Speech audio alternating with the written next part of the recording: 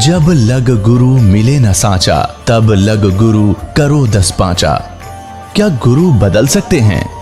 क्या गुरु बदलने से पाप लगता है?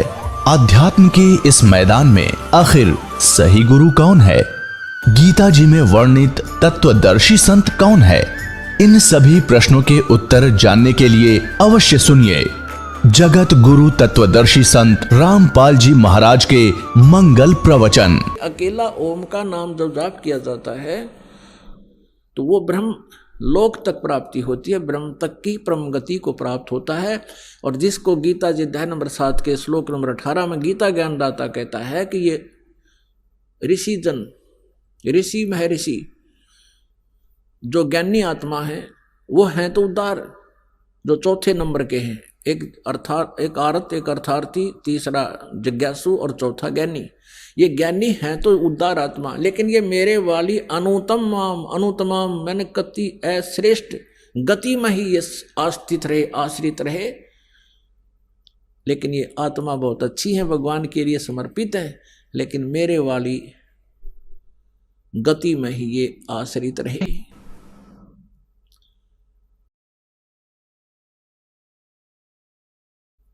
मेरे वाली घटिया, इन्होंने अनुतमाम का अर्थ अति श्रेष्ठ लिख दिया है। तरह गजब भैया।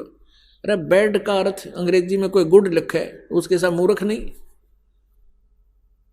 लेकिन ये समझ नहीं सके कि भगवान अपनी साधना को अनुतम नहीं कह सकता, लेकिन भगवान ये झूठ भी नहीं बोल सकता। उस परमेश्वर से डरता हुआ इन्हें सच्चाई भी बतानी पड़ी। तो प्रसंग चल रहा है कि ओम तत्सत इति निर्देश है ब्रह्मण त्रिविध समर्थ है। उस सच्चिदानंद घन ब्रह्म का, परम अक्षर ब्रह्म के पाने का ये 3 मंत्र का जाप है। ये 3 मंत्र की मजदूरी है, साधना है। इस क्रियाओं के करने से परमात्मा मिलेगा। यानी जैसे औषधियां बनाई गई है कई जड़ी मिला करके, उसको खाने से रोग नाश होगा, ये समझना। इस मंत्र के जाप करने से विधि व विश्वास से प्राप्त करके, अन्य वैसे नहीं अपनी मर्जी से या किसी सिरफरे से लेकर के इसका कोई लाभ नहीं होगा। अधिकारी बिना कोई भी कार्य सफल नहीं होता। तो इस दास से लेकर के तुम इसका जाप करोगे तो आपका जन्म और मरण का ये रोग कटेगा और परमात्मा मिल जाएगा, स्वस्थ हो जाओगे। अपने आत्मा 8वें अध्याय के 5 और 7 में तो ये खुद कहता है, मेरा भजन कर, मेरा जाप कर, मेरा समन कर। 8वें अध्याय के 13वें श्लोक में अपना मंत्र ओम बता रखे है। मुझ ब्रह्म का ओम मंत्र है, एक अक्षर का। और फिर 17वें अध्याय के 23वें श्लोक में उस सच्चिदानंद घन ब्रह्म के पाने का मार्ग है। ये तत् और सत्य गुप्त है, इससे ये काल परिचित नहीं है इन 2 मंत्रों से। इसलिए इसने ऑप्शन छोड़ दिया है चौथे अध्याय के 34वें श्लोक में कि उस तत्व ज्ञान को, परमात्म तत्व को, परमात्मा के बारे में विशेष जानकारी को तत्वदर्शी संतों से जाकर समझो, वो बताएंगे। तो ये कोड वर्ड है, ये दास बता सकता है। इस पृथ्वी पर किसी के पास ये मंत्र नहीं है, और किसी सिरफरे ने इस दास से प्राप्त करके और फिर वो कहीं बता भी देता है तो उससे कोई लाभ नहीं होगा, उसका भी नाम नष्ट हो जाता है, क्योंकि ये आध्यात्मिक मार्ग है।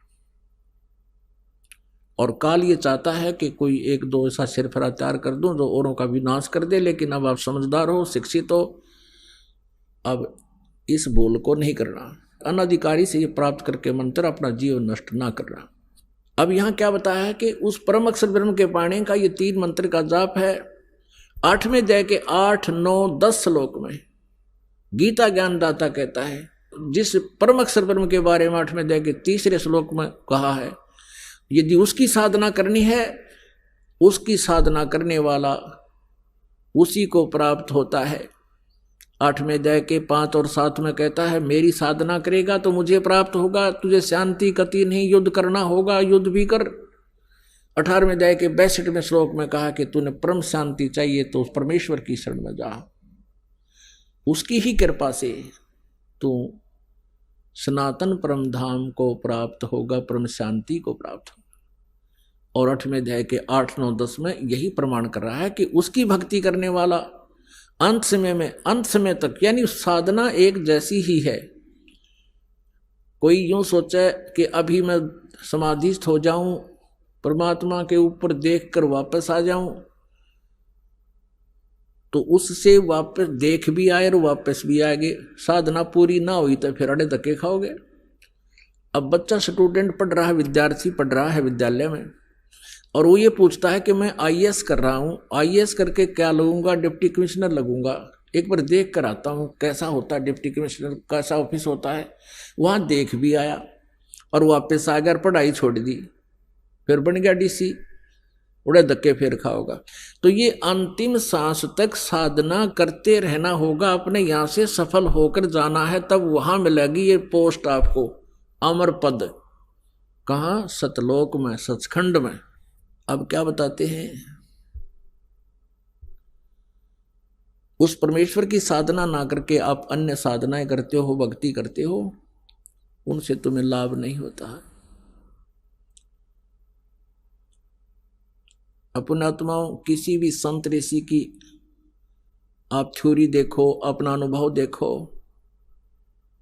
वो क्या कहते हैं कि जैसा भी किसी के प्रारब्ध में, संस्कार में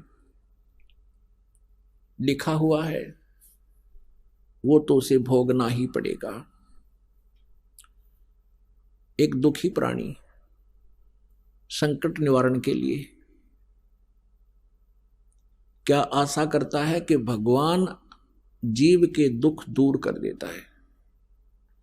परमात्मा कहाँ मिलता है? संतों के पास जाते हैं कि वो परमात्मा की भक्ति करके और कुछ शक्ति प्राप्त कर लेते हैं, और उस शक्ति से वो अन्य को भी सुख देते हैं। इसलिए वो कहाँ कहाँ जाते हैं? कोई ऋषि के पास, जंतर मंतर करने वाले के पास, कोई झाड़ फूक करने वाले के पास, और या किसी साधु संत के शिष्य भी बनकर, जैसे वो बताते हैं, वो साधनाएं करते हैं। और जब उनके संकट दूर नहीं होते हैं तो वो उस स्थान को छोड़ देते हैं, दूसरी जगह जाते हैं। जैसे कोई मंदिर में जाता है, या कोई गुफाओं में जाते हैं, या कोई पहाड़ों पर जाते हैं, या कि तुलसी जाटी के धागे बांधते फिरते हैं, कोई कहीं किसी तीर्थ स्थानों पर जाते, वहां से कोई लाभ नहीं होता, तो फिर भी ये आत्मा हार नहीं मानती, क्योंकि इसको मालूम है कि एक परम शक्ति है परमात्मा जो सब दुख दूर कर सकता है। उसके लिए फिर कोई बताता है कि हमारे गुरुजी के पास चलिए, आपका सब कष्ट दूर हो जाएगा, वहां भी चले जाते। वो ऋषि, गुरुजी, संत, मंडलेश्वर पहले तो उसके संकट निवारण के लिए कोई ना कोई धर्म पूर्ण क्रिया अवश्य बताते हैं।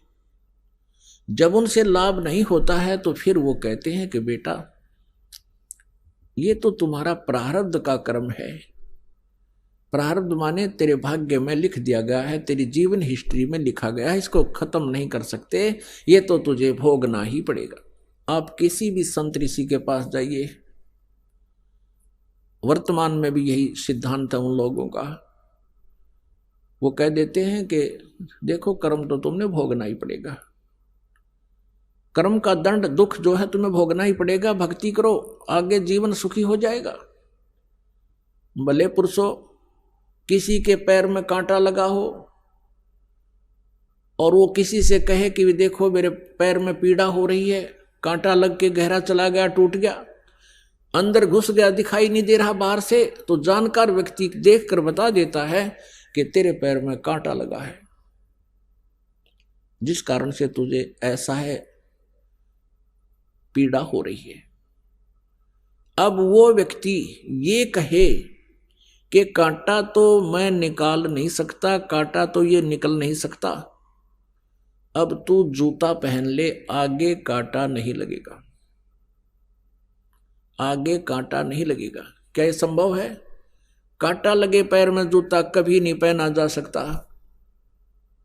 कांटा निकले, पीड़ा नष्ट हो, फिर जूता पहनेगा वो व्यक्ति, इस डर से पहनेगा कि कहीं फिर जूता निकाल दिया और जूता ना पहना तो फिर से वो पीड़ा ना हो जाए, कांटा ना लग जाए। तो जिनके ऊपर आपत्तियां, संकट आए हैं, प्रारब्ध के हों चाहे तीन ताप के हों, उनको न तो ये देवता ठीक कर सकते हैं, न श्री ब्रह्मा, श्री विष्णु, श्री शिव जी उन तीन ताप और श्राप आदि और प्रारब्ध के कर्म को ये नाश नहीं कर सकते, ना ब्रह्म कर सकता, यह सरपुरुष नहीं कर सकता। ना ये परब्रह्म कर सकता है, जिसको अक्षर पुरुष कहा गीता जी अध्याय नंबर 15 के श्लोक नंबर 16 और 17 में 3 प्रभु बताए। सर्वपुरुष और अक्षर पुरुष भी नहीं कर सकता, केवल परम अक्षर ब्रह्म, परम अक्षर पुरुष कबीर देव आपके उस प्रारब्ध के कर्म को भी नाश कर सकता है, पाप का नाश कर सकता। मासा घटे न तिल बधे, बिदना लिखे जो लेख, सच्चा सतगुरु मेट कर भाई ऊपर मार दे मेघ। अब सच्चा सतगुरु यानी देखो, यहां नकली सतगुरुओं की कमी नहीं, उनके पास ये जड़ी नहीं, वो पावर नहीं, और परमेश्वर भी स्वयं आते हैं, वो ऋषि संत के रूप में यहां प्रकट होते हैं,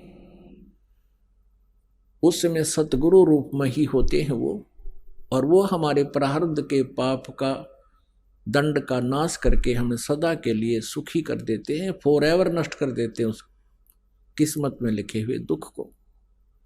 तुम कौन राम का जपते जापम, तात गुड नायति नु तापम। तुम किन भगवानों की भक्ति करते हो जिनसे तुम्हारे ये 3 ताप भी नष्ट नहीं हुए, तुम्हारे दुख भी दूर नहीं हुए। अपुणात्मा वो परमात्मा कबीर देव है, कबीर साहब है। अब फिर क्या होता है कि जब तक हमें परमेश्वर का सही मार्ग नहीं मिलता, परम संत मिलते नहीं, तो ऋषियों के पास, गुरुओं के पास जाते हैं। सभी पहले तो अपनी धार्मिक क्रियाएं आपके ऊपर लाद देते हैं, आप भी दुख संकट निवारण के लिए उनको करना प्रारंभ करते हो। अंत में वे आपको ये जवाब दे देते हैं कि ये तुम्हारे प्रारब्ध में लिखा है, ये तो भोगना पड़ेगा। और उदाहरण देते हैं, जैसे भगवान विष्णु को श्राप दिया था नारद जी ने कि तू एक जीवन मेरे की तरह पत्नी के वियोग में बिताएगा, और वो दंड, वो श्राप, वो नारद जी के द्वारा दिया गया श्राप, श्री विष्णु जी अपना भी श्राप नाश नहीं कर सके, उसको भी उन्होंने भोगना पड़ा। श्री रामचंद्र रूप में राजा दशरथ के घर जन्म हुआ, विवाह हुआ, विवाह होते ही वनवास हुआ, वनवास से 2 वर्ष के बाद ही सीता का अपहरण हुआ और लंका में निवास हुआ। बहुत समय तक वहां युद्ध हुआ, उसके बाद सीता जी को वापस लाए। 1 वर्ष 2 वर्ष के बाद सीता जी को फिर निष्कासित कर दिया। आजीवन श्री राम और श्री सीता जी कभी इकट्ठे नहीं रह सके, बच्चे कहीं आप कहीं, वो प्राणी सुखी नहीं हो सकता। भले ही श्री रामचंद्र जी अयोध्या के राजा थे, लेकिन आप कहीं और पत्नी कहीं, बच्चे कहीं, तो वो जीव सुखी नहीं हो सकता। और ये ब्रह्मा विष्णु महेश एक जीव संज्ञा में है, ये परमात्मा नहीं है, पूर्ण परमात्मा नहीं है। अब ये बातें बड़ी खटकती हैं, पहली बार जो ये ज्ञान सुनता हूँ सब आत्मा को, पुण्यात्मा इनके इतिहास में लिखा है। इस काल ने, ब्रह्म ने विष्णु और ब्रह्मा से कहा शिव पुराण में कि तुमने अपने आप को भगवान मान लिया एक दूसरे ने, और तुम युद्ध कर रहे हो, तुम्हारे ये भ्रम का निवारण करने के लिए मैं अब प्रकट हुआ हूं। उनके बीच में जो ब्रह्मा और विष्णु लड़ रहे थे, बीच में स्तंभ खड़ा कर दिया, एक पिलर लिंग खड़ा कर दिया, चमकदार बहुत बड़ा खंबा। तब इसने जाकर कहा था कि तुम ईश नहीं हो, तुमने अपने आप को भगवान मान लिया, ये बहुत गलत किया। अब थोड़ी सी यहाँ झलक दिखानी पड़ेगी ना, तो ये कुनीन जितनी कड़वी है ये शब्द जो दास ने कहा कि ब्रह्मा विष्णु महेश ये भगवान नहीं है, क्योंकि ये स्वयं भी अपने कर्म के दंड को भोगा है, और भगवान किसी भी प्रकार का दंड नहीं भोगता।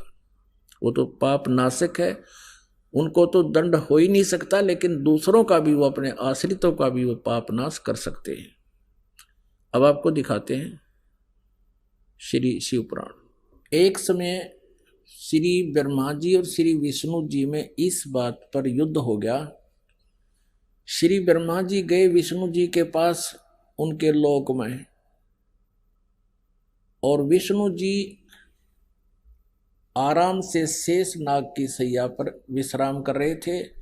लक्ष्मी जी उनके पास बैठी थी और भी बहुत से उनके गण पार्षद साथ में थे। ब्रह्मा जी वहां पर पहुंचे और विष्णु जी ने ब्रह्मा जी को खड़ा होकर सत्कार नहीं दिया, तो ब्रह्मा जी ने कहा कि मैं तेरा बाप आया हूं, मैं सबका उत्पत्ति करता हूं, मैं ब्रह्मा हूं, और विष्णु तू मेरा पुत्र है, तू मेरे आए हुए का सत्कार नहीं करता, तेरे में अभिमान हो गया है, तेरी बुद्धि ठिकाने लानी पड़ेगी। अब विष्णु जी कहने लगा कि मैं तेरा बाप हूं, तू मेरे नाभि कमल से उत्पन्न हुआ है, तू अपने आप को कैसे सबका कर्ता मानता है? मैं हूं सबका कर्ता। कहने का भाव ये है कि मैं तेरा बाप हूं, नो का मैं तेरा बाप, दोनों भगवान लड़ पड़े। पुण्यात्माओं, ये इतिहास दास अपनी तरफ से नहीं, लोकवेद नहीं सुना रहा, ये इनके इतिहास में लिखा हुआ सत्य ज्ञान सुना रहा। अब इस सत्र की बुद्धि तो चौथी पांचवी कक्षा के बालका की हुआ करे, और वो बच्चे झगड़ रहे होते हैं, टीचर उनको बुलाता है, क्यों झगड़ रहे हो, इधर आओ, क्या कारण है तुम झगड़ रहे हो? वो बताते हैं जी यू ने बोला मैं तेरा बाप है, दूसरा कहता ना जी पहले यू बोला मैं तेरा बाप है, और दोनों आए कमीज पाट रखे एक दूसरे ने पकड़ के। इसी सत्र की बुद्धि के ये भगवान, ये जिनको भगवान कहते थे ब्रह्मा और विष्णु जी, आपके समक्ष करते हैं देखना इन्हीं के इतिहास में। और इनकी पूजा करके हम अपने आप को अपना मोक्ष चाहते थे, यही हम भ्रम रहे थे। ये देखिएगा शिव महापुराण हिंदी टीका सहित भाग 1, खेमराज श्री कृष्ण दास प्रकाशन से प्रकाशित है। इसके अनुवाद करता है विद्यावृद्धि पंडित ज्वाला प्रसाद जी मिश्र कृत हिंदी टीका सहित, खेमराज श्री कृष्ण दास प्रकाशन बंबई। इसके देखिएगा यहाँ से विद्वेश्वर संहिता, ये विद्वेश्वर संहिता है, ये 11 पृष्ठ पे शिव पुराण, ये विद्वेश्वर संहिता है, भाग 1 अध्याय 6। नंदीकेश्वर बोले, भगवान शिव का वाहन नंदीकेश्वर बोले, हे योगिंद्र, आगे एक समय विष्णु भगवान शेष शैया पर अपने गरुड़ आदि पार्षदों से संयुक्त लक्ष्मी सहित शयन करते थे, लेटे हुए थे। उस समय ब्रह्म ज्ञानियों में श्रेष्ठ, देखिए लेखक की बुद्धि, कहता ब्रह्म ज्ञानियों में श्रेष्ठ ब्रह्मा जी अपनी इच्छा से, अब ब्रह्म ज्ञानी का ज्ञान देखियो आगे ब्रह्मा जी का, अपनी इच्छा से ही वहां आए और सब प्रकार सुंदर सेज पर शयन करते हुए, सब प्रकार सुंदर सेज पर शयन करते हुए कमल लोचन श्री विष्णु जी से पूछने लगे, तुम कौन हो? ब्रह्म ज्ञानी ने नहीं पता तुम कौन हो, और मिलन जा रहा, तुम कौन हो? मुझे देखकर अभिमानी पुरुष के समान शयन करते हो, सो रहे हो। हे वत्स, ब्रह्मा जी कहते विष्णु को, हे वत्स, हे बेटा उठो, देखो मैं तुम्हारा स्वामी आया हूं। आए हुए गुरु को देखकर जो अभिमान करता है, उस द्रोही मूड का प्रायश्चित होना उचित है, यानी उसकी बुद्धि ठिकाने लानी चाहिए। यह सुनकर विष्णु जी के अंतर में तो क्रोध हुआ, अंदर तक गुस्सा हो गया, पर ऊपर तेने दिखाया मैं छो मना रहा, गुस्सा नहीं कर रहा हूं, और बोले, परंतु बाहर से शांत रहे और बोले, हे वत्स, विष्णु जी बोले ब्रह्मा को, बेटा तुम्हारा मंगल हो, बैठो इस आसन पर विराजो।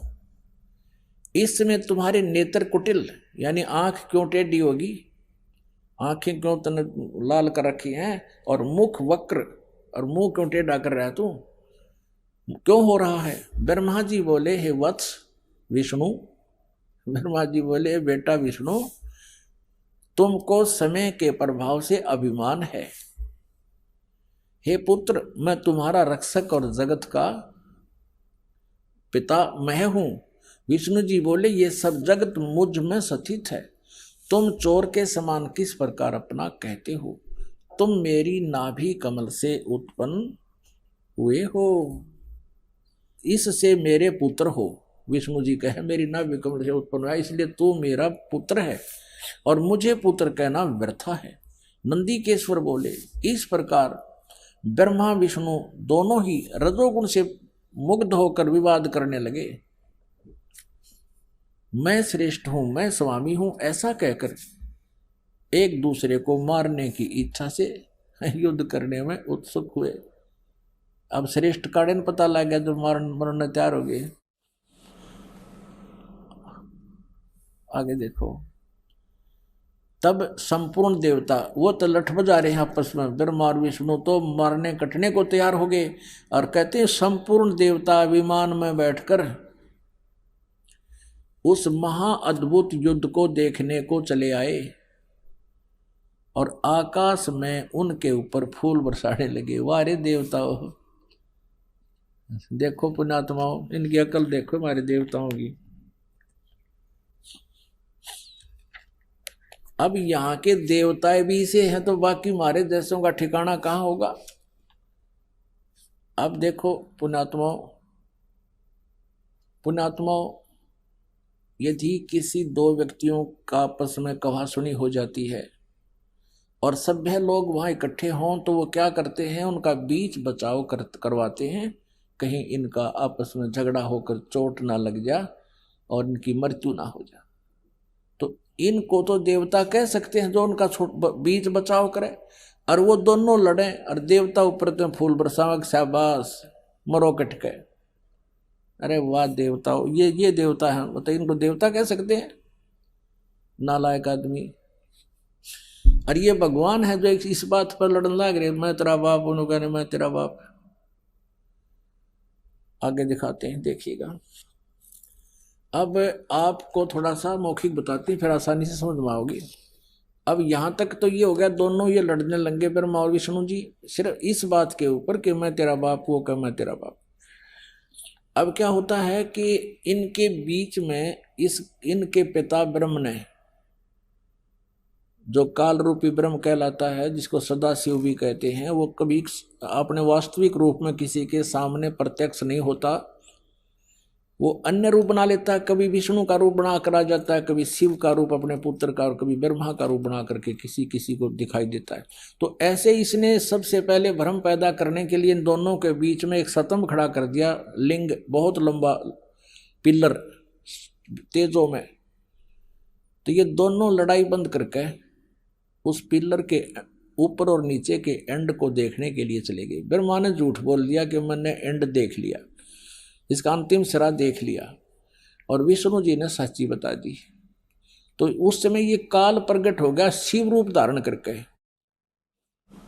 शिव रूप धारण करके जैसे सिर पर जटा, गले में दोहरा रुद्राक्ष की माला, और ये सर पर लेकर त्रिशूल वहां प्रकट हो गया अपने पुत्र शिव के रूप में।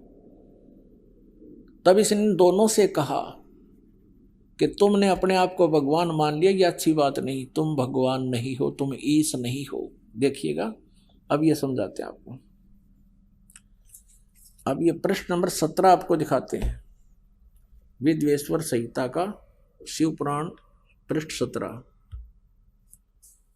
और विद्वेश्वर संहिता अध्याय 9। अब यहां नंदीकेश्वर बोले कि इस प्रकार भगवान ने उन नम्र हुए ब्रह्मा और विष्णु पर अनुग्रह करके उनके युद्ध में जो परस्पर उनकी सेना मारी गई थी, उस सब को अपनी शक्ति से जीवित कर उठाया। उन दोनों की अज्ञानता और वैर को दूर करने के अर्थ, उन दोनों की अज्ञानता, विष्णु और ब्रह्मा की अज्ञानता और वैर को दूर करने के अर्थ दोनों से कहा। ये सुनिए, ये सुनने की बात है 17वें पृष्ठ पे। अब ये काल इनका पिता कहता है मेरे सकल और निष्कल भेद से दो स्वरूप हैं, परंतु और ईश्वर नहीं, और कोई ईश्वर नहीं है। ये काल कहता मैं ही सब कुछ हूं, इस कारण उनके दो रूप नहीं हो सकते। पहला सतम रूप यानी पिलर, पहला सतम रूप और पीछे मूर्तिमान रूप धारण किया। इसमें ब्रह्म रूप निष्कल है, निष्फल नहीं, निष्कल है, और ईश्वर ईश रूप सगुण है। मेरे ये दोनों रूप सिद्ध हैं, दूसरे किसी के नहीं हो सकते। इस कारण तुम दोनों को अथवा दूसरों को ईश्वर तव की प्राप्ति नहीं हो सकती। तुमने जो अज्ञान से अपने को ईश माना, यह बड़ा ही अद्भुत हुआ है। तुम दोनों ने अपने आप को भगवान मान लिया। तुमने जो अज्ञान से, मूर्खता से अपने आप को भगवान मान लिया, ब्रह्मा और विष्णु को कह रहा है ये काल भगवान, ये शिव पुराण में लिखा है, यह बड़ा ही अद्भुत हुआ। और उसके दूर करने को ही, यानी तुम्हारी बुद्धि को ठिकाने लाने के लिए ही मैं रण स्थान में आया। अब तुम अपना अभिमान त्याग कर मुझ ईश्वर में अपनी बुद्धि लगाओ। मेरे प्रसाद से लोक में सब अर्थ प्रकाश करते हैं। या देखना, मैं ही परब्रह्म हूँ, ये काल मूर्ख बनाओ इनको, मैं ही परब्रह्म हूँ, मेरा ही कल अकल रूप है, ब्रह्म होने से मैं ईश्वर हूँ, ब्रह्म होने से मैं ईश्वर हूँ, अनुग्रह आदि ही मेरा कर्तव्य है, सर्वव्यापी होने से और जगत वर्धक होने से मैं ब्रह्म हूँ। हे ब्रह्म केशव, समतव और व्यापक होने से मैं आत्मा हूँ, मैं इस सब का ईश्वर हूँ, यह मेरा है, मेरे सिवाय किसी दूसरे का नहीं है। प्रथम तो ब्रह्म तव ज्ञान के निमित्त निष्कल रूप का प्रारंभ हुआ। अब आपको दिखाते हैं, ये 18वें पृष्ठ पे, 18वां पृष्ठ हो गया, ये 17वां हमने पढ़ लिया। अब इन विद्वेश्वर संहिता 62 टीका 9वां अध्याय खत्म हो गया। अब ये 10वां यहां से प्रारंभ होगा। इस 10 एक एक विभाग दिया है और इन सभी ने तप करके प्राप्त किया है। वो चौथा यानी 5वां कौन है? वो काल है। और वो यहां भी कह रहा है कि मेरा एक ओम अक्षर है, नथिंग एल्स। ये देखिएगा, विद्वेश्वर संहिता अध्याय 10 ही चल रहा है, पृष्ठ 19 पे। ये पृष्ठ नंबर 19, विद्वेश्वर संहिता अध्याय 10। अब यहां से पढ़ेंगे हम। ये 19 पृष्ठ पर देखिएगा, रूप वेशकृत आसन वाहन और आयुध में हमारी क्षमता है। हे सौम्य, मेरे ज्ञान के विमुख होने पर, मेरे ज्ञान के विमुख होने से तुम्हें अज्ञानता आ गई। मेरा ज्ञान होने से ऐसा नहीं होता। ज्ञान और रूप महेश के तुल्य हो जाता है। इस कारण इस ज्ञान की सिद्धि निमित्त ओंकार नामक मंत्र जप करो। यह अभिमान दूर करने वाला है। सोई निज मंत्र उपदेश करते हैं। यह ओंकार मेरे मुख से उत्पन्न होने से मेरे ही रूप का बोधक है और महामंगल करने वाला है। यह वाचक है, मैं वाच्य हूँ। यह मंत्र मेरा आत्मा है। उसके स्मरण करने से मेरा स्मरण होता है। अब ध्यान से देखना, ये ओम काल का मंत्र है और ये ब्रह्मा विष्णु महेश काल के पुत्र हैं। ये सिद्ध हो रहा है। उत्तर की ओर मुख से अकार, पश्चिम के मुख से उकार, दक्षिण के मुख से मकार, पूर्व के मुख से बिंदु, मध्य के मुख से नाद उत्पन्न हुआ है। इस प्रकार 5 प्रकार से यह निर्गत हुआ। सब एक होकर ओम ऐसा एक अक्षर हो जाता है। गीता जी अध्याय नंबर 8 के श्लोक नंबर 13 में भी यही गीता ज्ञानदाता श्री कृष्ण में बोल रहा है। ये काल ओम इति एकाक्षरम ब्रह्म विवरण माम अनुसमरणीय प्रयाति तदम देहम सयाति परमाम गतिम। तो सिद्ध हो गया कि ये जो पुराण का ज्ञान दे रहा शिव पुराण का, ये काल है और यही श्री कृष्ण में प्रवेश करके बोल रहा है। और ब्रह्मा विष्णु महेश इसके पुत्र हैं। यह सब नाम रूपात्मक वेदभूत दोनों कुल अर्थात स्त्री पुरुष भेद से भौतिक शरीर वर्ग दो का भेद वाला है, वह इसी मंत्र से व्यापक है और शिव शक्ति का बोधक है। इसी ओंकार से सब जगत का बोधक प्रणव उत्पन्न हुआ है। अकार आदि मकार कर्म से अर्थात आकार से, नकार से, उकार से,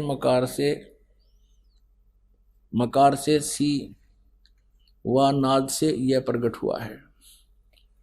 और इसी पंचाक्षर से 5 भेद से मात्र का आकार से ये सारा कुछ लड़कान हुए। इससे श्रो मंत्र और 4 मुख से त्रिपाद गायत्री यानी ओम नाम से ही सारा कुछ आगे इसके ये सब इसी से बने करोड़ मंत्र उत्पन्न हुए इसी से, लेकिन मूल मंत्र यही है। इस श्रेष्ठ मूल मंत्र से सब सिद्ध भोग और मोक्ष की सिद्धि होती है आदि आदि। अच्छा, इस कहने का भाव ये है, इस मूल संस्कृत जैसे गीता प्रेस गोरखपुर से प्रकाशित इस विद्वेश्वर संहिता का अनुवाद करते समय गीता प्रेस गोरखपुर से प्रकाशित शिव पुराण के अंदर इन्होंने अपनी सोच ठोक दी, वहां लिख दिया ओम नमः शिवाय ये मंत्र जाप करो, लेकिन मूल संस्कृत में मूल पाठ में कहीं पर भी ऐसा नहीं है कि ओम नमः शिवाय जाप करो। ये लोक वेद का मंत्र है और इसने सिर्फ एक ओम का जाप करने को कहा है कि इस मूल मंत्र के जाप से ही सब लाभ होगा, आगे करोड़ों मंत्र जो तुमने बना लिए वो व्यर्थ हैं। इसलिए तो गीता जी अध्याय नंबर 8 के श्लोक नंबर 13 में कहा कि ओम इति एकाक्षरम ब्रह्म व्यवहारण माम अनुसमरण यह प्रयाति तदन देहम सयाति परमाम गतिम। ये देखिएगा शिव पुराण, ये गीता प्रेस गोरखपुर से प्रकाशित है, संपादक हनुमान प्रसाद पोदार और ये प्रकाशक मुद्रक है गीता प्रेस गोरखपुर। ये है विद्वेश्वर संहिता श्री शिव पुराण, वही गीता प्रेस गोरखपुर से प्रकाशित है। पृष्ठ नंबर 24 पे ये ब्रह्मा और विष्णु के बीच में इस काल भगवान ने एक स्तंभ खड़ा कर दिया, ये पिलर यानी लिंग खड़ा कर दिया और इसका भेद ये नहीं पा सके, फिर वो खुद प्रकट होकर इनको समझाने लगा। ये पृष्ठ नंबर 25 पे 24 में आपने वो स्तंभ देखा नीचे। ब्रह्मा और विष्णु ने पूछा उस काल भगवान से, ब्रह्म से, सदाशिव से, हे प्रभु सृष्टि आदि 5 कर्तव्यों के लक्षण क्या हैं, यह हम दोनों को बताइए। भगवान शिव बोले यानी वो काल ब्रह्म बोला, मेरे कर्तव्यों को समझना अत्यंत गहन है, तथापि मैं कृपा पूर्वक तुमको उनके विषय में बताता हूँ। ब्रह्मा 34 को कहे विष्णु को सृष्टि पालन संहार तिरोभाव और अनुग्रह ये 5 ही मेरे जगत संबंधी कार्य हैं जो नित्य सिद्ध हैं। अब 26 पे देखो कमाल कर दिया, ये 26 पे है, यहां देखिएगा। पुत्रों, वही वर्णन है जो आपको अभी खेमरा श्री कृष्णदास प्रकाशन से पढ़कर सुनाया था, ये तो वही है न्यू का न्यू। पुत्रों, तुम दोनों ने तपस्या करके प्रसन्न हुए मुझ परमेश्वर से सृष्टि और सतीथि नामक 2 कृत्य प्राप्त किए हैं। विष्णु और ब्रह्मा को कह रहा है ये काल ब्रह्म, ये दोनों तुम्हें बहुत प्रिय है।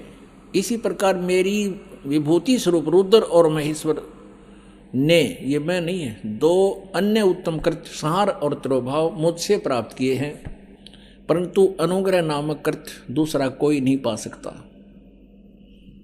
अब यहां देखेंगे, अब ये जो बोल रहा है ये ब्रह्मा विष्णु में, इसका पिता ब्रह्म है, काल है। मैंने पूर्व काल में अपने स्वरूप भूत मंत्र का उपदेश किया है जो ओंकार के रूप में प्रसिद्ध है। वह मंगलकारी मंत्र है। सबसे पहले मेरे मुख से ओंकार यानी ओम प्रकट हुआ जो मेरे स्वरूप का बोध कराने वाला है। ओंकार वाचक है, मैं वाच्य हूं। यह मंत्र मेरा स्वरूप ही है प्रतिदिन ओंकार का निरंतर स्मरण करते रहने से मेरा ही सदा स्मरण होता है। मेरे उत्तरवर्ती मुख से अकार का, पश्चिम मुख से उकार का यानी ए और ऊ, दक्षिण मुख से मैं मकार का, पूर्ववर्ती मुख से बिंदु का तथा मध्यवर्ती मुख से नाद का प्राकट्य हुआ है।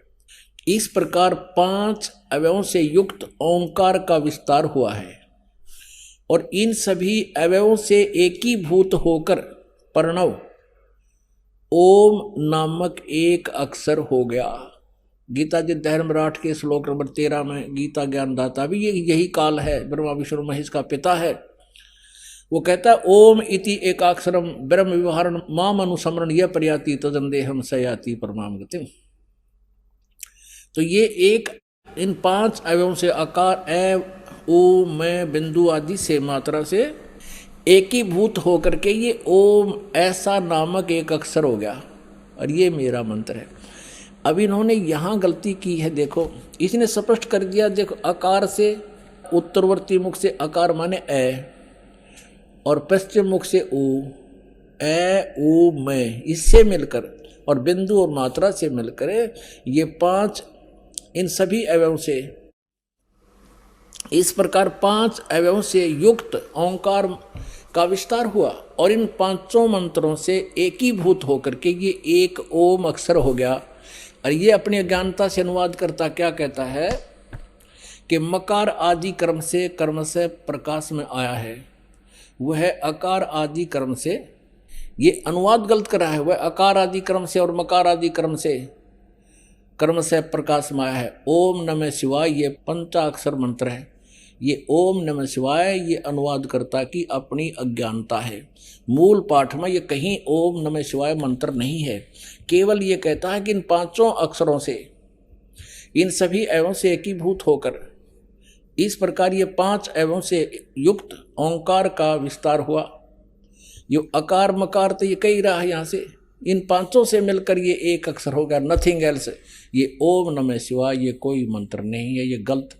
इसका जाप करके हम शास्त्र विरुद्ध साधना करके अपनी सारा जीवन व्यर्थ कर जाते हैं इन भ्रमित लोगों के द्वारा। हमने हिंदी पढ़ते रहे, हिंदी में ये मंत्र मिल गया, इसका रगड़ा लगा दिया। ये शास्त्र विधि त्याग कर मनमान आचरण होने से यूजलेस है, ये मंत्र नहीं करना चाहिए।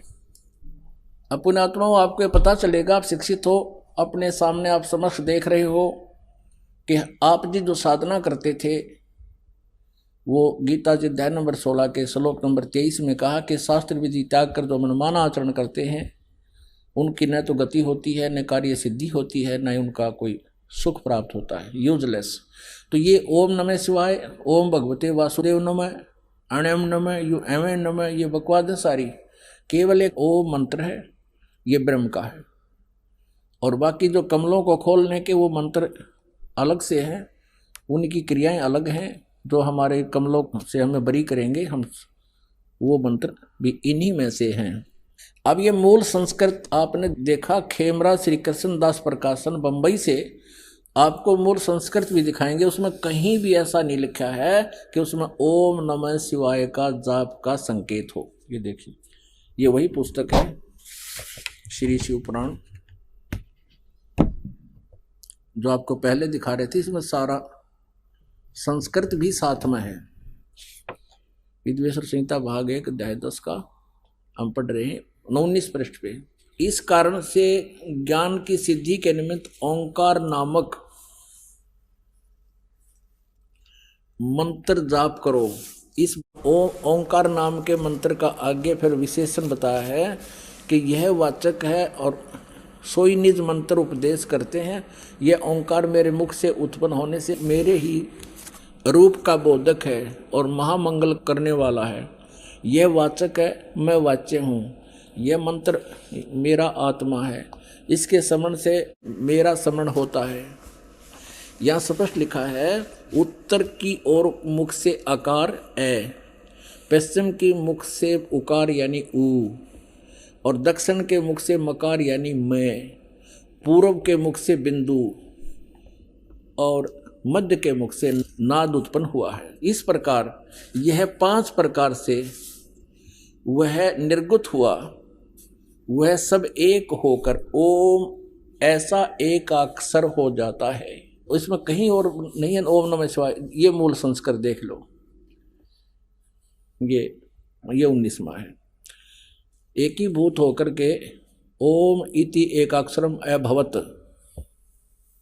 कितने भी इसमें ओम नमः शिवाय आप नहीं पाओगे। आप देवनागरी लिपि को खूब पढ़ सकते हो, इसमें कहीं भी ओम नमः शिवाय नहीं है, कहीं पर भी नहीं है। यहाँ अकार आदि कर्म से और मकार आदि कर्म से ये केवल यही एक ओम मंत्र होता है। ओम ये एक अक्षर होगा 5 अक्षरों से मिलकर। अपने आत्माओं, इस मनुष्य जीवन की कोई कीमत नहीं है। परमात्मा ने बताया है, कबीर परमेश्वर जी कहते हैं, कहता हूं कहीं जात हूं, कहूं बजा के ढोले, श्वास जो खाली जात है भाई 3 लोक का मोल। कहता हूं कहीं जात हूं, कहूं बजा के ढोले, श्वास जो खाली जात है ये 3 लोक का मोले। ओए एक मंत्र आप करते हो सतनाम का, जो आप जी को प्रदान किया जाता है। अब से पहले ये मंत्र किसी के पास नहीं था, सतनाम मंत्र।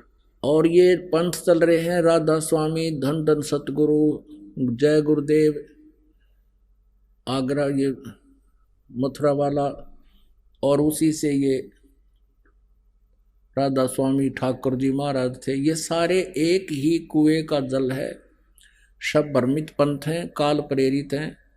काल के जाल में फंसाने का ये पक्का षड्यंत्र है इनका। इनको सतनाम का भी पता नहीं, सतनाम के वस्तु है। इनकी एक पुस्तक है सारवचन राधा स्वामी वार्तिक, और वो उसका संग्रह बताते हैं कि परम धनी, जिसको ये राधा स्वामी पंथ का प्रवर्तक मानते हैं, श्री शिवदयाल जी आगरा वाले, पन्ना गली वाले, उनके वचनों का संग्रह है और 150 वर्ष से वो संग्रहित हैं। और उसके बाद 1902 में इसका जो है ना बुक रूप में छपवाई गई। 1902 से लेकर आज तक 109 वर्ष हो गए, और उस अज्ञान को ये भोली आत्मा रटते आ रहे हैं। उसमें लिखा है, एक जगह तो लिखा है कि सतनाम 5वीं मंजिल है, 5वीं मंजिल सतनाम। और फिर बताया है कि सतनाम को सतलोक भी कहते हैं, सतनाम को सतपुरुष भी कहते हैं, और सतनाम को सारनाम भी कहते हैं, सतनाम को सतलोक भी कहते हैं, सतपुरुष भी कहते हैं, और सतनाम को सतनाम भी कहते हैं। इनकी बुद्धि घुमा रखी थी काल ने। अरे सतनाम 2 अक्षर का जाप है, सतनाम माने सच्चा नाम। और ये इसको कहीं तो सतनाम बताते हैं। और एक जगह है ये सावन सिंह जी, जिनको धन धन सतगुरु वाले पंथ के प्रवर्तक का भी गुरु मानते हैं, श्री सावन सिंह जी ने अपनी पुस्तक लिखी है संत मत भाग, 4-5 भाग बनाए उसने। उसके 3रे भाग में लिखा है, एक जगह तो लिखा है कि सतनाम स्थान है। आगे फिर किसी ने पूछा कि 4 राम की व्याख्या करते हुए बताते हैं कि सतनाम असली राम है। इन सतनाम का नहीं वेरा आज तक। कहते झूठा ज्ञान और ध्यान कहाँ लाओ, ये बाद विदा चतुराई। जब तुम्हारा ज्ञान ही नल है, कोई थ्योरी लिखता है बच्चा स्टूडेंट, उस लिखे हुए थ्योरी पर लिखे हुए उस विधान के आधार से वो प्रैक्टिकल करता है तो सफल होता है। जिसका थ्योरी ही गलत है तो प्रैक्टिकल ठीक कैसे हो सकता उसका। तो जो भी उस संत रूप में बैठे उस शिवदयाल जी ने अपने जीवन में जितने भी डले ढोए, उनका अनुभव है ये जो उनकी सार नाम राधा स्वामी वार्तिक और उसमें उन्होंने ये ज्ञान दे रखा है। तो वो ध्यान कहाँ लगाते हो? 2.5 घंटे सुबह, 2.5 घंटे शाम, जब तुम्हारा ज्ञान ही गलत है, तुम्हारी छुरी ही गलत है। तो यहां परमात्मा कहते हैं ये सतनाम है 2 अक्षर का, जिसमें एक ओम अक्षर है, और जैसे ओम तत् सत में 3 मंत्र बताए, इनमें से एक तत् मंत्र सांकेतिक ये दास बताएगा उसको, और दूसरा नहीं बता सकता, अधिकारी भी नहीं है, और उस दास से पहले किसी को इसका पता भी नहीं था। लेकिन परमात्मा कबीर जी ने 600 वर्ष पहले अपनी वाणी में ये लिखा था, और उसको अब डिस्क्लोज करना था, पहले गुप्त रखना था। ये परमात्मा का आदेश था। इसी कारण से आदरणीय नानक साहिब जी ने भी इस 2 अक्षर के सतनाम का जाप किया, लेकिन अन्य किसी भी शिष्य को प्रदान नहीं किया, और न ही उनको जाप करने का आदेश दिया। जैसे समंदर की साखी, जैसे गुरु नानक देव जी की साखी हैं, जन्म साखी, उनमें समंदर की साखी हैं। उसमें मर्दाना और बाला दोनों गुरुदेव से प्रार्थना करते हैं कि हमें श्रीलंका दिखाने की कृपा करो। तो उन्होंने कहा कि चलो समंदर के ऊपर का चल पड़े, जैसे थल पर चलते हैं, और उनसे कहा कि तुम वाहेगुरु वाहेगुरु जपते रहना। अब मर्दाना और बाला तो वाहेगुरु जप रहे हैं, और नानक जी ये 2 मंत्र का जाप जप रहे हैं, सतनाम जप रहे हैं मुख से मौखिक। उस दिन मर्दाना ने भी वही सतनाम जाप शुरू कर दिया। वो डूबने लगा समुद्र में। तब गुरुजी ने पूछा, मर्दाना तू वही जाप कर जो मैंने कहा, तो मेरी रीस मत कर, मेरे वाला जाप मत कर। तब उसने वही जाप किया, वो 2 अक्षर का जाप बंद कर दिया। अपनात्माओं, इससे भी ये बात प्रमाणित होती है कि सुनियोजित तरीके से परमात्मा यहाँ तक लाए हैं इस रहस्य को। परमेश्वर कबीर जी ने कहा था धर्मदास जी को, धर्मदास तो 1,00,000 दुहाई, ये सार नाम कहीं बार ना जाई, ये असली मंत्र कहीं बार ना जाई। और इस मूल ज्ञान को भी, यथार्थ ज्ञान को भी अभी तक छुपा के रखना है। अब कलयुग के इस समय में इसको डिस्क्लोज करना था। इससे सिद्ध है कि ये मंत्र अभी किसी के पास नहीं था। गुरु नानक देव जी को अवश्य पता था, लेकिन इन्होंने आगे परमात्मा के आदेश से किसी को, सिख समाज को नहीं दिया। क्योंकि अब तक अगर ये मंत्र पहले से डिस्क्लोज होता तो ये नकली काल के दूसरा दस्वामी वाले इसका मंत्र बताते पाते, 2 अक्षर का ये मंत्र जाप करो, फिर ये दास क्या बताता आपको, और वो नाम ये दे भी देते तो भी अधिकारी नहीं थे, इसलिए वो काल के जाल में फिर भी रख देते आपको। तो इस प्रकार परमात्मा ने आप पे मेहर करी है, और इस परमेश्वर के इस सतनाम के जाप से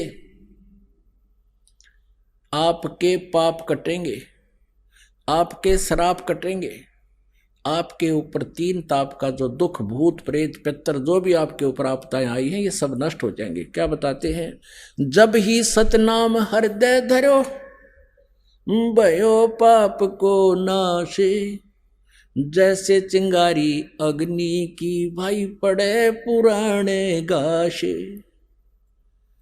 कबीर परमात्मा कहते हैं अपने उस सच्चिदानंद घन ब्रह्म की वाणी में, कबीर वाणी में, उस तत्व ज्ञान में कहते हैं, जब ही सतनाम हृदय धरो।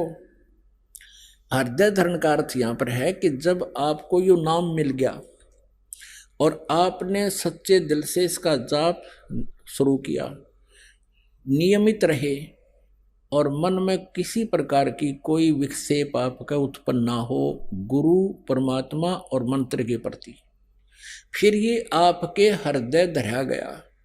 उसके बाद जब तुम सुमन करोगे सच्चे दिल से और बिल्कुल निशंका हो करके, निसंसित हो करके, फिर देखना इसका कितना कमाल होता है।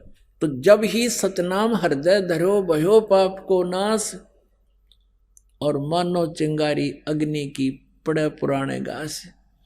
1000 क्विंटल और चाहे 1000 टन सूखा घास अड़ंगा पड़ा हो कहीं पर, और उसको ढोण लग गया आदमी, कदे भी ना उठे ना कितना दरिया जा, एक माचिस की सीख जलाकर चिंगारी ला दे, उसमें सारे नफसवा करके राख बना दी, और चलेगी तेज हवा, इधर उधर बखेर के उसको कति क्लियर कर देंगे।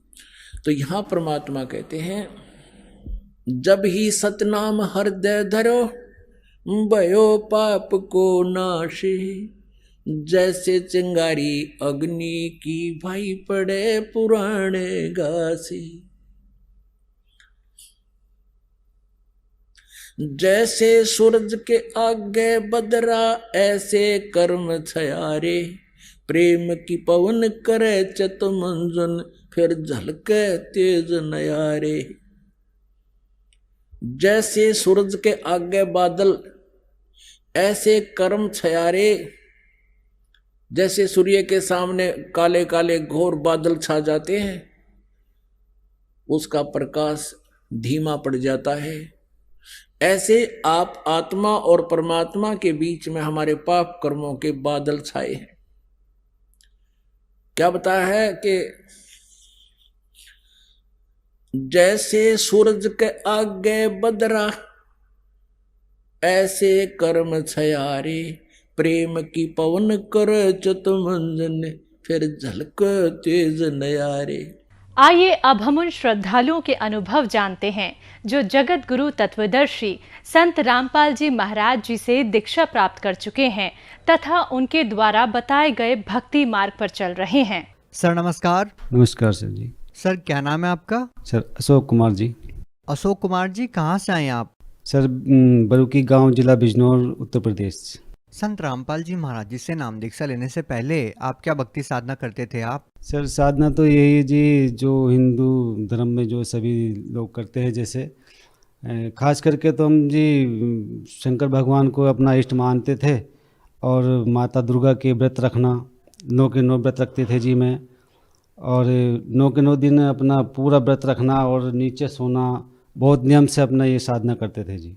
सर जब आप ये सभी प्रकार की पूजा कर ही रहे थे तो फिर आपने संत रामपाल जी महाराज जी से नाम दीक्षा क्यों ली?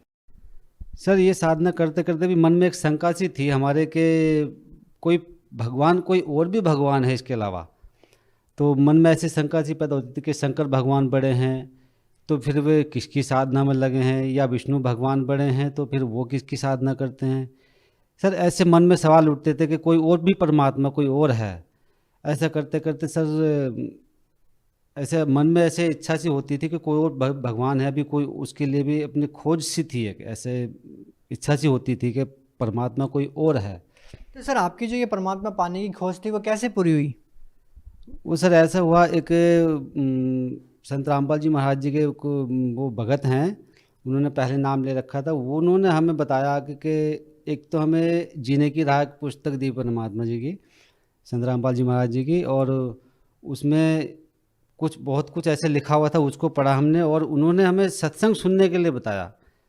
वो तो संत रामपाल जी महाराज जी ने उसमें बताया कि एक जो उल्टा वृक्ष है उसके विषय में बताया कि सर जी आज तक कोई संत उसके विषय में बता नहीं पाया ना, आप आज तक हमें उसके विषय में कोई पता चला कि जैसे अक्षर पुरुष एक पेड़ है, निरंजन वा की डार, तीनों देवा सा कहाँ ये पात रूप संसार। सर जी ये बात सुन के अटपटा सा लगा कि ये बात तो पहली बार हमने सुनी है, ऐसा ये क्या है इसके अंदर। तो संत रामपाल जी ने बताया कि ब्रह्मा विष्णु महेश से भी ऊपर एक भगवान है, ज्योत निरंजन है, और उनसे भी ऊपर भगवान कबीर साहब हैं। तो सर जी ऐसा सुन के बड़ा अजीब सा लगा कि इसको और सुनना चाहिए। सर जी हम सत्संग सुनते गए, बहुत कुछ उसमें पता चला कि सृष्टि परमात्मा जी ने कैसे सृष्टि बनाई, कबीर साहब ने कैसे कैसे ब्रह्मांड रचे, कैसे कैसे ये सृष्टि बनाई। सर ये सब सुन के हमें लगा कि ये कोई अलग से संत हैं जिसके विषय में हमें मतलब जानना चाहिए और इनसे दीक्षा भी लेनी चाहिए। बस सर जी फिर उसके बाद में हम उनसे पता चला कि ये हमें दीक्षा भी इनसे नाम लेना है, कैसे कैसे इनके पास पहुंचा जाएगा। सर जी उनके बताने से फिर हमने अपने सेंटर नाम वहाँ धामपुर जाके नाम दीक्षा ले ली। तो सर क्या जब आपने संत रामपाल जी महाराज जी से नाम दीक्षा ली तो क्या आपको कोई लाभ मिला? हाँ सर जी लाभ मिला, काफ़ी लाभ मिला। सर जी पहली बात तो हमारा जो नशा था वो छूट गया। सर जी हम नशा करते थे बहुत, ये भांग सुल्पा ये बहुत पीते थे सर जी। सुबह से उठना और चिलम पीना, भांग कट्टा भर के हमने भांग रखनी होती थी, ऐसे सुबह से उठ के पता नहीं कितनी चिलम हमने पीनी सुबह शाम तक, 10-20 की कोई गिनती नहीं थी सर जी। ऐसे हम बहुत नशा करते थे, नशा छूट गया सर जी हमारा। सर जी एक बार अचानक पेट में जैसे दर्द हुआ हमारे, तो हम वहाँ बिजनौर गए अल्ट्रासाउंड कराने के लिए। तो वहाँ डॉक्टर ने बताया कि आपके जो गुर्दे में पथरी है 20 mm की, और जी उसका आप ऑपरेशन कराओ, उसकी वजह से आपके पेट में जो गंदा पानी है पेशाब की वजह से वो रुकने लगा है, उसकी वजह से दर्द हो रहा है, और जल्दी ऑपरेशन नहीं कराओगे तो ये परमात्मा की दया से संत रामपाल जी महाराज जी ने ऐसी दया करी कि वो नलकी डॉक्टर से लगी ही नहीं। और जब वो नहीं 2-3 बार उन्होंने कोशिश करी, 2-3 हज़ार की दवाई उन्होंने मंगाई थी हमसे, वो नहीं लग पाई, तो फिर वो डॉक्टर ने अपने बड़े वाले डॉक्टर को फ़ोन करके सर ऐसे ऐसे एक मरीज़ है, उसके लिए हम नलके लगा रहे हैं, वो लग नहीं पा रही, कैसे पेट चीर के लगा दें। तो सर जी पूरी तैयारी उन्होंने चीरने के पेट चीरने के लिए कर दिया था। तो सर जी मैं बस परमात्मा संत रामपाल जी महाराज से अरदास कर रहे थे, मालिक इससे तो अच्छा मौत दे दे, ये गंदगी हमसे लटकाई नहीं जाएगी, हम कैसे जनता को बताएंगे जाके बाहर, कोई हमसे पूछेगा तुम तो संत रामपाल जी महाराज के शिष्य बन गए और ये तुम ऐसे कैसे ये तुम्हारे साथ हो गया। तो सर जी बस परमात्मा ऐसे करते करते वो डॉक्टर से नलकी ना लग पाई, तो उन्होंने डॉक्टर जो बड़ा डॉक्टर है उन्होंने फ़ोन करा के भाई तुम इसको ऐसे रहने दो, अभी और टेस्ट लिख दो इनके लिए। तो सर जी उन्होंने 3 दिन के बाद हमें टाइम दिया और टेस्ट लिखे 3-4, बोले तुम 3 दिन के बाद आना। सर जी हम 3 दिन के बाद जब गए, तो जिन डॉक्टरों ने सर हमें वो टेस्ट लिखे थे, हम उनको 3 दिन के बाद जाके जब वो टेस्ट कराने के बाद पहुँचे, तो सर जी वो डॉक्टर कहने लगा ये टेस्ट तो हमने लिखे ही नहीं। सर जी वहाँ जाके तो हमने परमात्मा का नया चमत्कार देखा, बंदी छोड़ने हमें बचा लिया। सर आप भगत समाज को क्या संदेश देना चाहते हैं? सर जी भगत समाज को तो यही संदेश देना चाहेंगे जी, जितने भी जो भाई बहन जो हमें देख रहे हों इस समय पे, जो हमारी उनसे सबसे प्रार्थना है हमारी कि संत रामपाल जी महाराज जी का ज्ञान सुने समझें और ज्ञान गंगा पुस्तक को पढ़ें, उसमें पूर्ण परमात्मा की जानकारी लें और अपने आप को अपना ये मनुष्य जीवन सफल करें। जी बहुत बहुत धन्यवाद। सत साहिब जी।